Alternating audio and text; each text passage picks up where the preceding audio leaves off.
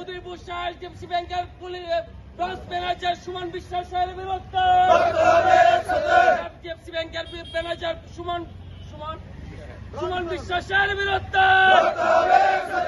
DFC ব্যাংকের ঘোটালাকারী police branch manager Suman বিশ্বাসের বিরুদ্ধে ব্রাঞ্চ ম্যানেজার সুমন বিশ্বাস ব্রাঞ্চ ম্যানেজার সুমন বিশ্বাস দুর্নীতিবাজ সুমন বিশ্বাস দুর্নীতিবাজ সুমন বিশ্বাস দুর্নীতিবাজ পুলিশ কনস্টেবল যে উদয়পুর এইচডিএফসি ব্যাংকের মধ্যে সাধারণ মানুষের সেখানে গচ্ছিত টাকা ছিল, কারণ ব্যাংক মানেই হচ্ছে একটা নিরাপদ জায়গা। এই বিশ্বাস রেখে অনেক সাধারণ মানুষ, এর মধ্যে অনেকেই আছেন তার চাকরির জীবন থেকে উনি পেনশনে গিয়েছেন, তার এই সরকারি সেই পাওয়া টাকা ভবিষ্যতের কথা চিন্তা করে এই ব্যাংকের মধ্যে সেখানে গচ্ছিত রেখেছিলেন। আমরা দেখলাম গত কিছুদিন আগে এই এইচডিএফসি ব্যাংকের যিনি ম্যানেজার সুমন বিশ্বাস, তার বিরুদ্ধে আমরা একটা আপনাদের স্থানীয় নিউজ চ্যানেলের মধ্যে দেখেছিলাম 2003 সাল থেকে তার বিরুদ্ধে সেখানে অর্থ নয় সেখানে গুরুতর সেখানে অভিযোগ সেখানে উঠেছিল। সেটা আস্তে আস্তে সেখানে বৃহৎ আকার ধারণ করে সাংবাদিক বন্ধুরা যখন প্রশ্ন তুলেছিলেন এই সুমন বিশ্বাস ঘোটালার সাথে সেখানে জড়িত থাকতে পারে, আমানতকারীদের সাথে ভালো ব্যবহার করছে না, সেখানে দুর্ব্যবহার করছেন, তখন থেকেই উদয়পুরের মানুষ সেখানে শঙ্কিত ছিলেন সেই ব্যাংকের মধ্যে ঘোটালা হতে পারে। সেটা সত্য বলে প্রমাণিত হলো গত 2-3 মাস আগ থেকে, কারণ অনেকেই যখন দেখছেন তার জমাকৃত টাকা ব্যাংক থেকে হাফিজ হয়ে যাচ্ছে, তখন তারা আসলেন, অনেকেই থানা দ্বারস্থ হলেন, মামলা হলো। তারপর সেখানে সুমোটো তদন্ত দেখা গেল যে 82 লক্ষ টাকা সেখানে ঘোটালা হয়েছে। সেই অভিযোগে এই ব্যাংকের একজন কর্মচারীকে সেখানে গ্রেপ্তার করা হয়েছে। তার সাথে যিনি জড়িত মাস্টার মাইন্ড, খুব অবাক করার বিষয়, পুলিশ সেখানে জড়িত। সেটা আমাদের সবচেয়ে অবাক লেগেছে।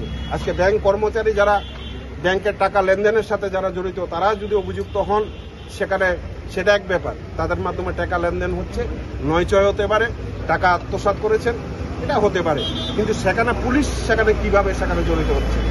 জয়ন্ত সাহা আরকেপুর থানার তিনি কনস্টেবল, নিজেকে শাসক দলের কট্টর সমর্থক বলে নিজেকে কোনো কোনো জায়গায় সেখানে ওসি বলে নিজেকে সম্বোধন করেছেন। জয়ন্ত সাহ সেই ঘোটালার সাথে জড়িত। আমরা দেখলাম 3 দিন আগে পুলিশ সেখানে জয়ন্ত সাহকেও সেখানে গ্রেপ্তার করা হয়েছে। আমাদের কাছে যেটা সবচাইতে আশ্চর্যের বিষয়, এইচডিএফসি ব্যাংকের যিনি ম্যানেজার সুমন বিশ্বাস, উনাকে এখনো পুলিশ সেখানে কি কারণে, কি রহস্যের কারণে জালে তুলতে পারছেন না। আমরা সাধারণ আমানতকারী যখন আমরা ব্যাংকে টাকা তোলার জন্য যাই, একটা চেক যখন আমরা জমা দিই কাউন্টারে, সেই চেকের টাকা যদি নির্দিষ্ট পরিমাণের বেশি হয়, এটা আপনারা সবাই জানেন, ব্যাংক ম্যানেজার পাস দেওয়া ছাড়া সেই টাকা উড্ডুল হওয়া সম্ভব নয়।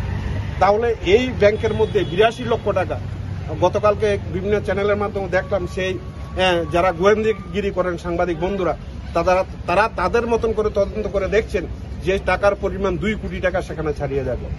একজন ব্যাংকের যখন আমরা কাউন্টারের মধ্যে চেকটা টাকা উড্ডুল করার জন্য জমা দিই, টাকার পরিমাণ যখন নির্দিষ্ট পরিমাণে বেশি হয়, সেই চেক সেখানে ব্যাংকের ম্যানেজারের স্ক্রুটিনির টেবিলে যায়। ব্যাংক ম্যানেজার সেটাকে পাস দেওয়ার পরেই কিন্তু আমানতকারী টাকা তুলতে পারে।